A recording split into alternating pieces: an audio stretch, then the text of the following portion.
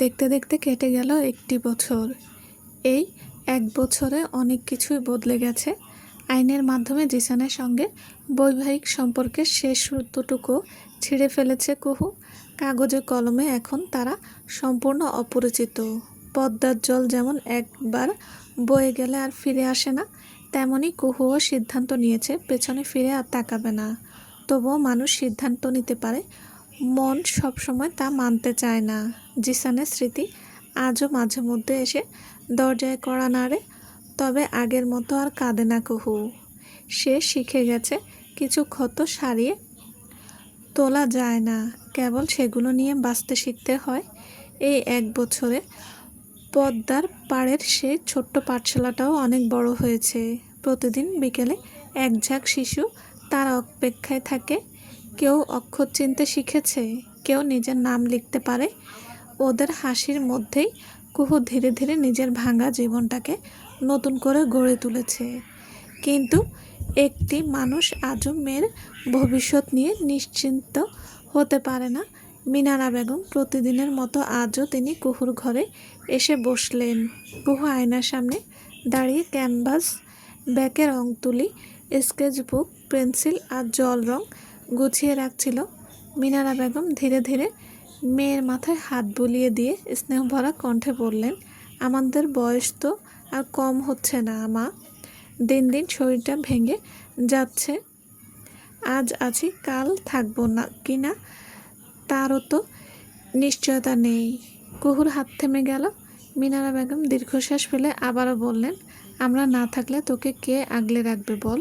কে তোর অভিমান বুঝবে? অসুখ করলে মাথার কাছে বসি পানি খাওয়াবে? মানুষ একা বেঁচে থাকতে পারে, কিন্তু নিঃসঙ্গ হয়ে নয়। জীবনের দীর্ঘ পথ একা হেঁটে পার করা খুব কঠিন মা। সব পুরুষ একরকম হয় না। একজন মানুষের বিশ্বাসঘাতকতার শাস্তি তুই কেন নিজের পুরো জীবনকে দিবি? নতুন করে শুরু কর। এমন একজন মানুষকে বেছে নে যে তোকে সম্মান করবে, আগলে রাখবে। সুখী হওয়ার অধিকার তোরও আছে। কুহু কোনো উত্তর দিল না। সে চুপচাপ ব্যাগের চেইন টেনে বন্ধ করলো। তারপর রং তুলি হাতে তুলে নিয়ে শান্ত গলায় বলল, আমি পদ্মার পাড়ে যাচ্ছি আম্মু, সন্ধ্যার আগে ফিরব। কথাটা শেষ করেই এক মুহূর্তও দাঁড়ানো না, দ্রুত পায়ে ঘর থেকে বেরিয়ে গেল। মিনারা বেগম তাড়াতাড়ি উঠে দরজার দিকে এগিয়ে এলেন। কুহু, শোন না মা। ডাকটা করিডোর পেরিয়ে মিলিয়ে গেল। কুহু একবারও ফিরে তাকালো না, শুধু হাঁটতে লাগলো নিজের গন্তব্যের দিকে। আজ পদ্মার পাড়টা অস্বাভাবিক রকমের নির্জন। প্রতিদিন বিকেল হলেই যে ছোট ছোট মুখগুলো ছুটে এসে চারপাশ সরগরম করে তোলে, আজ তাদের কাউকে দেখা গেল না। রাহিন নেই, ঝুমা নেই, সোহেল নেই। শিশুদের কোলাহলহীন পদ্মার পাড়টা কুহুর কাছে কেমন যেন শূন্য লাগছে। কিছুক্ষণ অপেক্ষা করেও যখন কেউ এলো না, তখন ব্যাগ থেকে স্কেচ বুক, ক্যানভাস বোর্ড, রং তুলি আর জল রং বের করলো। আজকের ছবির বিষয় পদ্মা, মানুষ আর প্রকৃতি। নদীর বুকে ভেসে চলা নৌকা, বাতাসে দুলতে থাকা কাশফুল, দূরে জাল ফেলতে ব্যস্ত জেলেরা, তীর জুড়ে ছুটে বেড়ানো শিশুরা আর অস্তগামী সূর্যের সোনালি আলো। সব কিছু নিখুঁতভাবে ক্যানভাসে ফুটিয়ে তোলার চেষ্টা করলো কুহু। ছবিটা শেষ করে কিছুক্ষণ চুপচাপ তাকিয়ে রইল সে। মনে হলো, রং দিয়ে হয়তো প্রকৃতির সৌন্দর্য আঁকা যায়, কিন্তু মানুষের শূন্যতাকে কোনো রঙেই পুরোপুরি ধরা যায় না। চারপাশে একবার চোখ বুলিয়ে নিল কুহু। আজ সত্যিই কেউ আসেনি। শিশুগুলোর হাসি নেই, দৌড়ঝাঁপ নেই, অকারণ প্রশ্নও নেই। আজকের বিকালটা যেন আরও নিঃসঙ্গ হয়ে উঠেছে। সে ধীরে ধীরে রং তুলি ধুয়ে গুছিয়ে রাখলো। ক্যানভাসটা কাঁধে ভাঁজ করে ঢুকিয়ে কাঁধে ঝুলিয়ে নিল। এখানে আর বসে থাকার কোনো কারণ খুঁজে পেল না। ম্লান এক নিঃশ্বাস ফেলে পদ্মার পাড় ছেড়ে বাড়ির পথ ধরল কুহু। আজ সময় কাটানোর মতো কেউ নেই, তাই সূর্য ডোবার আগেই ফিরে যাওয়ার সিদ্ধান্ত নিল সে। পদ্মার পাড়ের প্রাচীন বটগাছটার ছায়ায় এসে বসল। শাহরিয়ার আরও আজ রাজশাহীর পরিচিত ব্যবসায়ী পরিবারের একমাত্র ছেলে সে।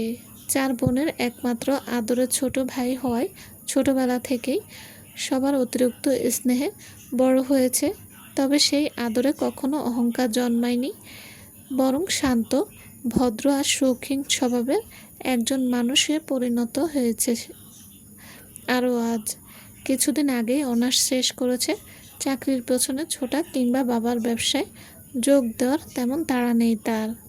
ফটোগ্রাফি তার নেশা, আবার ভালোবাসাও। অবসর পেলেই ক্যামেরা কাঁধে নিয়ে বেরিয়ে পড়ে। কখনো পাহাড়, কখনো নদী, কখনো আবার মানুষের হাসি কান্না, সব কিছু তার ক্যামেরার প্রেমে বন্দী হতে ভালোবাসে। আজও বিকেলের শেষ আলো ধরতে চলে এসেছে পদ্মার পাড়ে। নদীর বুক চিরে ছুটে চলা নৌকা, পানিতে সূর্যের প্রতিফলন, কাশফুলের দোলা, উড়ে যাওয়া বক, খেলায় মত্ত কয়েকজন শিশু একটার পর একটা ছবি তুলছে সে। ছবি তোলার নেশায় এতটাই ডুবেছিল যে চারপাশে আর কিছুই খেয়াল করেনি। এখন বটগাছের নিচে বসে ক্যামেরায় ছোট্ট ডিসপ্লেতে ছবিগুলো একে একে দেখতে শুরু করলো। প্রথম ছবিটা সুন্দর, দ্বিতীয়টা আরও ভালো। তৃতীয় ছবিতে এসে ব্রু কুঁচকে গেল তার। ফ্রেমের এক কোণে একটি মেয়ে হাত চলে এসেছে। পরের ছবিটাতে সেই মেয়েটার ওড়নার অংশ, আরেকটায় শুধু পায়ের ছায়া। শাহরিয়ার বিরক্ত হয়ে বিড়বিড় করে বলল, ধুর, এত সুন্দর ফ্রেমগুলো নষ্ট হয়ে গেল। সে একটার পর একটা ছবি ক্লিক করতে লাগলো। প্রায় প্রতিটি ছবিটিতে অজান্তে একই মেয়ের কোনো না কোনো অংশ ধরা পড়ে গেছে। কোথাও তার এলোমেলো চুল বাতাসে উঠছে, কোথাও কাঁধের পাশ, কোথাও আবার রঙে ভেজা আঙুল। ছবিগুলো মুছছে ফেলবে ভেবেই শেষ দিকের একটি ছবিতে গিয়ে থমকে গেল শাহরিয়ার। আরও আজ তার আঙ্গুল আর এগুলো না। ছবিটায় মেয়েটির মুখ পুরোপুরি দেখা যাচ্ছে না। পাশ ফিরে বসে আছে সে। সামনে রাখা ক্যানভাস, এক হাতে তুলি, অন্য হাতে রঙের প্লেট। অস্তগামী সূর্যের আলো এসে পড়েছে তার উপর। সামনে বিস্তর পদ্মা, আর সেই দৃশ্যটাকেই অবিকল ক্যানভাসে ফুটিয়ে তুলেছে মেয়েটি। শাহরিয়ার বিস্ময়ে অনেকক্ষণ ছবিটার দিকে তাকিয়ে রইল। তারপর নিজের অজান্তেই ফিসফিস করে বলল, মেয়েটা তবে কি একজন শিল্পী? সে ছবিটা জুম করে দেখল।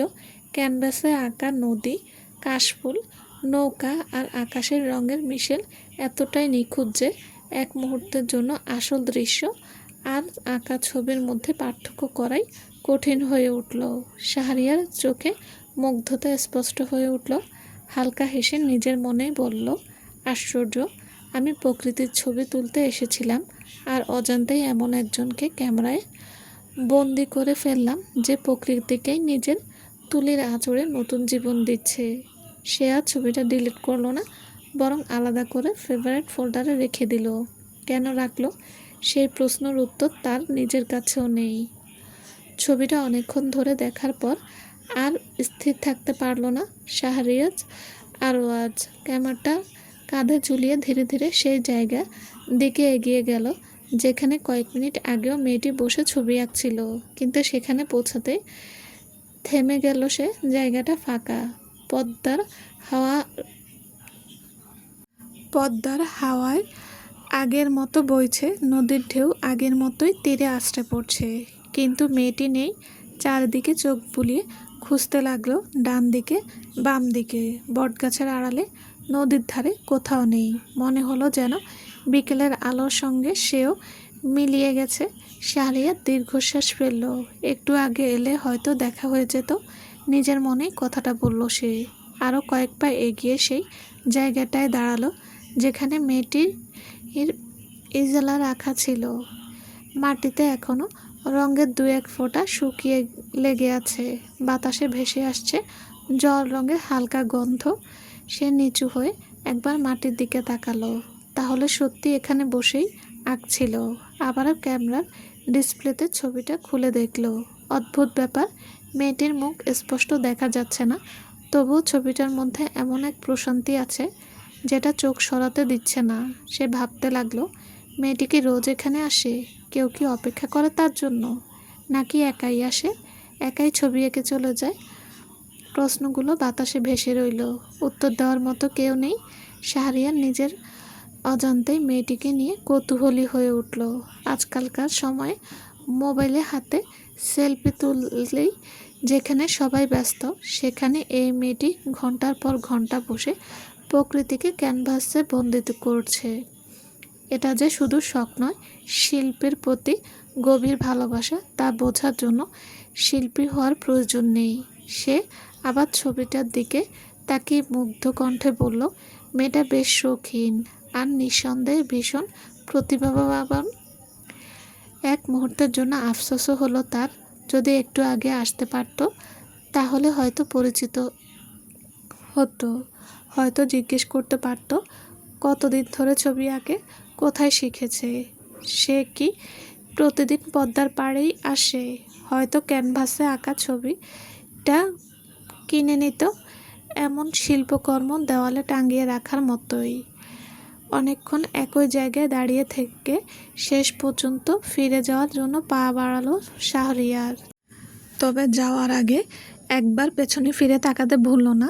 মনের ভেতর অদ্ভুত এক ইচ্ছার জন্ম নিল, হয়তো কালও আসবে। দেখতে দেখতে জিসানের নতুন চাকরির 7 মাস পেরিয়ে 8 মাসে পড়ল। গত 1 বছরের প্রতিটি দিন যেন তাকে নতুন করে জীবন চিনিয়েছে। যে ছেলেটা একসময় ভাবত ভালোবাসা থাকলেই সংসার টিকে যায়, সে এখন বুঝেছে সংসার টিকিয়ে রাখতে ভালোবাসার পাশাপাশি প্রয়োজন দায়িত্ব, ধৈর্য আর অর্থনৈতিক স্থিতি। এই অল্প সময়ের এই জীবন তাকে বহু কঠিন বাস্তবতার মুখোমুখি দাঁড় করিয়েছে। এমনও দিন গেছে যখন ঘরে চাল ছিল না, সকাল দুপুর 1 কাপ চা আর বিস্কিট খেয়েই দিন কাটাতে হয়েছে। মাসের শেষে বাসা ভাড়া বাকি পড়ে থাকতো, বাড়িওয়ালা চোখ এড়িয়ে লজ্জায় মাথা নিচু করে সিঁড়ি বেয়ে উঠতে হতো। বিদ্যুৎ বিল, গ্যাস বিল, বাজারের খাতা সব মিলিয়ে জীবনের হিসাব যেন প্রতিদিনই আরও কঠিন হয়ে উঠেছিল। কত জায়গায় চাকরির জন্য ঘুরেছে জিসান, কত অফিসের দরজায় কড়া নেড়েছে, কত অপমান, কত প্রত্যাখ্যান, কত অবহেলা, সব কিছু সহ্য করেছে। শেষ পর্যন্ত ভাগ্য যেন একটু মুখ তুলে তাকালো। একটি সুনামধন্য প্রতিষ্ঠানে চাকরি পেল সে। মাসিক বেতন প্রায় 30,000 টাকা। অঙ্কটা খুব বড় না হলেও তাদের ছোট্ট সংসারের জন্য যথেষ্ট। এখন অত্যন্ত মাসের বাজার করতে গিয়ে দুবার ভাবতে হয় না, সময় মতো ঘর ভাড়া দেওয়া যায়, প্রয়োজনীয় জিনিস কেনার আগে দীর্ঘশ্বাস ফেলতে হয় না।